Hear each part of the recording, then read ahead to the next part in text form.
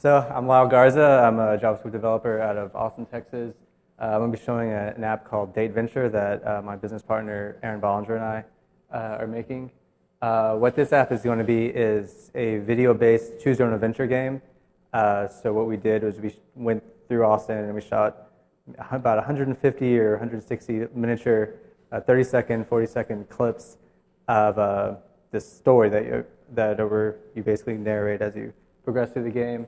And we used a PhoneGap to build this and Cinch Touch. And this is actually my first PhoneGap and Cinch Touch app. So I think it's turning out pretty well. So we connect with Facebook. It has the cookie set, so it's going to automatically just log me in as my personal Facebook. But here we are, standard Cinch Touch looking bottom tab layout. You progress through it by just watching this video. So you kind of go through and you the whole game is supposed to be very first-person view, original music, and you basically meet.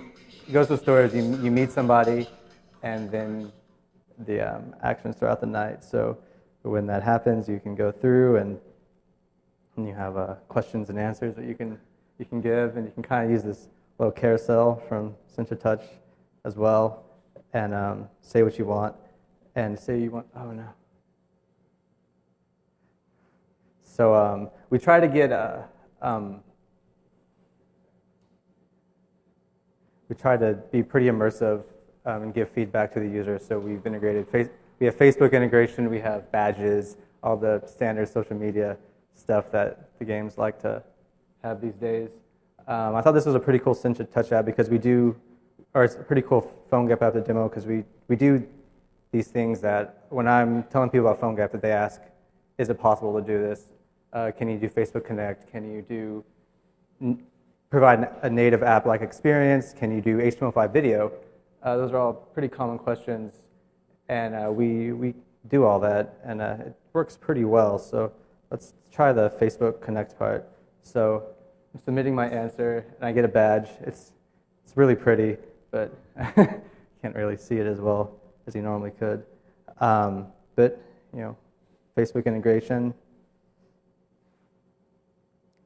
goes like that. It's shared now, and I can go. Of course, I don't have that anymore. My profile. Yes. So some apps are more positive than others.